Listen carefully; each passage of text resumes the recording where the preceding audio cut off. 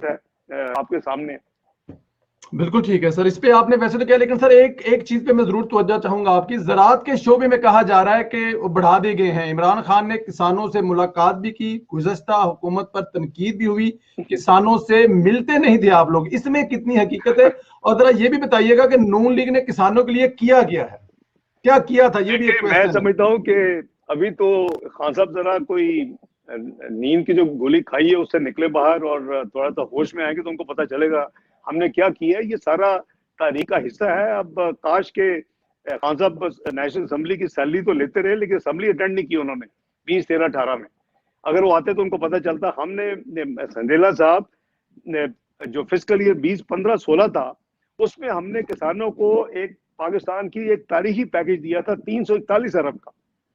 हमने किसानों का जो क्रेडिट था, एग्रीकल्चर क्रेडिट जिसे कहते हैं, वो जब हम आए थे तो 336 अरब था, उसको हमने बढ़ा के 704 अरब पे हम ले गए थे। तो आप यही करते हैं ना, किसानों का पैकेज, उनको सहूलियात देते हैं, पूरा पैकेज था, वो लंबाई चौड़ी उसकी तफसील है, उसकी वैल्यू 341 अरब थी। तो मुझे तो उसके नजदीक नजदीक एक होती है लिप सर्विस। अगर लिप सर्विस करनी है, फोटो शूट करनी है, एक स्टेटमेंट देनी है, तो बस वो तो जो मर्जी दे दें।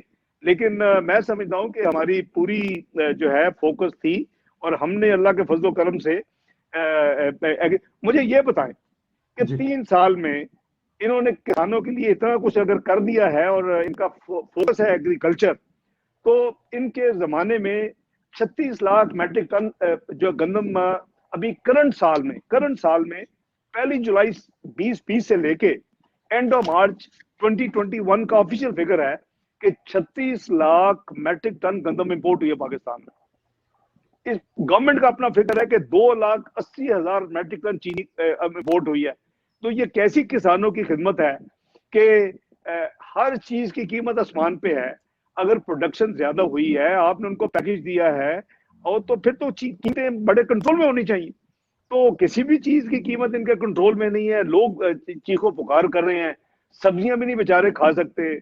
गोश्त तो है वो जो 150, पौने 200 का था, अभी 500 से क्रॉस कर चुके हैं मुर्गी का गोश्त जो है। तो आप किसी चीज को ले लें, खाने की किसी चीज को, तो बात यह है जी कि ये जबानी जमे तफरीक जो है ना, ये इसमें मास्टर्स हैं। ये इनको यही बात आती है यार, इनको सोशल मीडिया की जंग आती है। वो इन्होंने एक पलटून रखी है पूरी। जो ही प्रोग्राम कोई आप कोई ट्वीट करेंगे, कोई प्रोग्राम होगा, नीचे वो एक गाली बरदार एक पलटून आ जाती है और वो बुरा वाला कहेगी, और काम कुछ नहीं करना। सिर्फ 5th जनरेशन मीडिया वॉर का शौक है सिलेक्टर्स को भी और सिलेक्टेड को भी, उसी को ऊपर जिंदा रहते हैं। और ऐसे बस फोटोशॉप हो गई, फोटो शूट कर लिया, वो अपना बुला लिया डेलीगेशंस को। आप मुझे नेट रिजल्ट बताएंगे इसका, इसका क्या आपने किया 3 साल में, एग्रीकल्चर को कहाँ लेके गए? तो मैं तो समझता हूँ कि आपने पहले 3 साल में आपने किसी भी सेक्टर को जो मीनिंगफुल बूस्ट मिलनी चाहिए थी वो नहीं दे सके।